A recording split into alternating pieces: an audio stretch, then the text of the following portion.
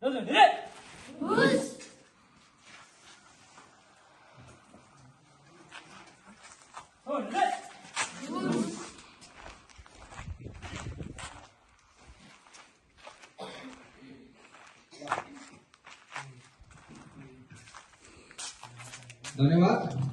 आदरणीय हाम्रो यस विद्यालयका सितारियो करातेका गुरु विनोद राई सरलाई र यसै गरी खेलकुदलाई रुचि राख्ने आस्था राख्ने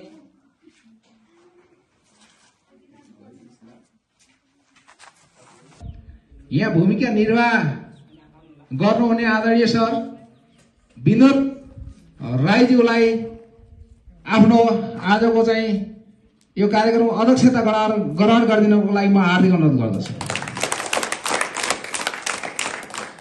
हाम्रो लागि सौभाग्य नै हो।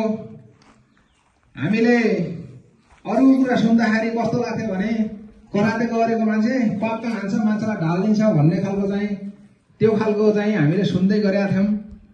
तर सत्यतामा हेर्दाखेरि यो भनेको आफ्नो तपाईको चाहिँ स्वास्थ्य अद्भुत प्रयासका बीच यो एउटा दूर दराजको बस्ती, एउटा गाउँको बस्ती, यो एउटा कठिन बाटो, विभिन्न दुःख कष्टलाई पार गरेर आउनु भएको छ हाम्रो आदरणीय गुरु।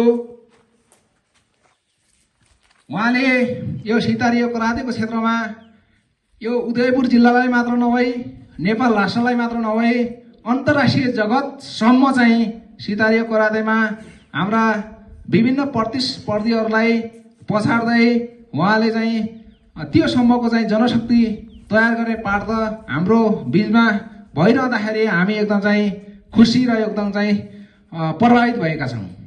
र यसै सिलसिलामा तपाईँ हामीहरूको चाहिँ उहाँको परिचय दिँदै गर्दाखेरि मैले हाम्रो यस विद्यालयका हाम्रो सितारियो करातेका गुरुका पनि महागुरु भनेर मैले उहाँलाई उच्चारण गर्ने गरेको छु। आदरणीय व्यक्तित्व हुनुहुन्छ। तपाईहरुको बीचमा उपस्थित भइसक्नु भएको छ। सायद तपाईहरुलाई पनि महसुस भएको होला। अब उहाँ व्यक्तित्व को हुनुहुन्छ, उहाँहरूले यो क्षेत्रमा चाहिँ कति भूमिका निर्वाह गर्नु भएको छ भन्ने कुरा तपाईहरुलाई महसुस भइसकेको नै होला। म उहाँको परिचयबाट उहाँलाई यस क्षेत्रमा स्वागत सहित सम्मानको लागि म एकचोटि चाहिँ तपाईहरुलाई पहिला तालीबाट चाहिँ उहाँलाई स्वागत गरिदिनु अनुरोध गर्छु। अब मैले उहाँको परिचयतिर जोड्दै उहाँलाई मैले आसन गराउनको लागि म अनुरोध पनि गर्ने सिलसिलामा छु। उदयपुर जिल्ला खेलकुद अधिकृत रूपमा उहाँले विभिन्न खेलकुदलाई नजिकबाट निहाल्दै उदयपुर जिल्लाको खेलकुद जिल्ला अधिकृत रूपमा काम गर्दै हाम्रो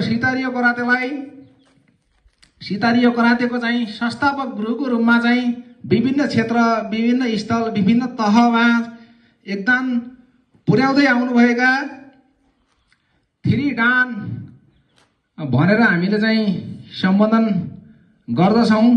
थ्री डान अब त्यो उहाँले आफै त्यसको बारेमा चाहिँ हामी अलि अबुझ पनि हुन सक्छौँ। यसमा शब्द मिस्टेक पर्न गएको छ भने हामी चाहिँ उहाँप्रति माफी पनि माग्न चाहन्छौँ। र यस्तै अन्तर्राष्ट्रिय जगत, यो नेपाल मात्र नभएर अन्तर्राष्ट्रिय जगतमा चाहिँ सितारियो करातेको रेफ्रीसम्म भूमिका निर्वाह गर्नुभएका हाम्रा यस विद्यालयका सितारियो करातेका गुरुका पनि महागुरु श्री प्रकाशमान राईज्यूलाई आफ्नो चाहिँ प्रकाश राम राईज्यूलाई म आफ्नो चाहिँ आतिथ्यता ग्रहण गर्नको लागि म हार्दिक अनुरोध गर्दछु। यो विषय उहाँलाई हामीले चाहिँ मनभित्रैबाट त धेरै धन्यवाद नै छ, मनभित्रबाट धेरै हामी आभार छौँ। मनभित्रबाट हाम्रो यो क्याप्टेन परशुराम यसबाट लाभान्वित हाम्रा चाहिँ तपाईँ विद्यार्थी समग्र विद्यार्थी भाइ बहिनीहरू, त्यस्तै गरी हामी शिक्षक शिक्षिकाहरू लगायत यो भूगोलमा उहाँको चाहिँ पाइला पर्नु भनेको हाम्रो गौरवको विषय हो। यसै सवालमा उहाँलाई शब्दले सम्मान त छँदैछ, मनभित्रबाट सम्मान त छँदैछ र तपाईहरुले हाम्रा गुरुका पनि महान गुरु विनोद राई सरलाई खाना शैलीले सम्मान गर्न र यस सितारियो करातेका छात्र पूजा राईलाई माला र हाम्रा चाहिँ यस सितारियो करातेका चाहिँ विद्यार्थीहरूले पुष्पगुच्छा सहित उहाँलाई सम्मान व्यक्त गरिदिनुको लागि चाहिँ म अगाडि उहाँ भएको स्थानमा आएर चाहिँ त्यो सम्मान व्यक्त गरिदिनुको लागि म हार्दिक अनुरोध गर्दछु। कर्मशः विनोद विद्यालयका सितारियो कराते पूजा राई र पुष्पगुच्छा सहित हाम्रो तयारी गर्नुभएका विद्यार्थी भाइ बहिनीहरू सिनियर विद्यार्थी भाइ बहिनीहरू कर्मशः आएर उहाँलाई स्वागत गर्नको लागि र सम्मान व्यक्त गर्नको लागि म हार्दिक अनुरोध गर्दछु।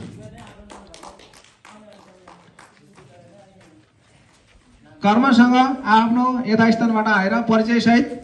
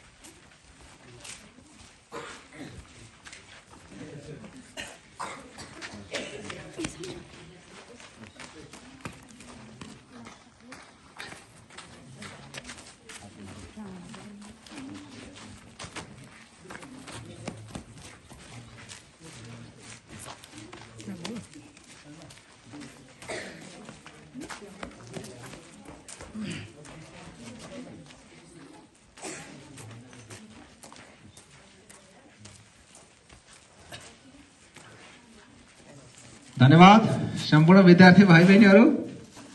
तपाईहरुलाई यो सौभाग्य क्षण उपलब्ध गराइदिनु भएकोमा हाम्रो आदरणीय विनोद सरलाई म हार्दिक अनुरोध गर्दछु। हाम्रो पुरानो सितारियो कराते खेलाडी आदरणीय केन्द्रीय म्यामलाई यो माला के खाना दाना सम्मान गर्नको लागि म अनुरोध गर्दछु।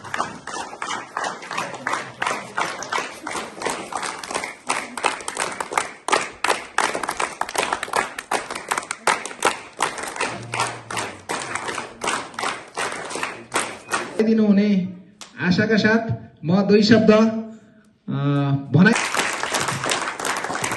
धन्यवाद उद्धव सर, यस विद्यालयका शिक्षक सर र यो सितारियो कराते प्रशिक्षणमा आफ्नो भूमिका निर्वाह गरेर एउटा यस क्षेत्रमा चाहिँ एउटा खेल क्षेत्रलाई त्यो पुर्याउने र प्रशिक्षणरत विनोद राई लगायत यस विद्यालयका शिक्षक सरहरूमा म धेरै धेरै धन्यवाद र आभार व्यक्त गर्न चाहन्छु र खेलाडी भाइ बहिनीहरू।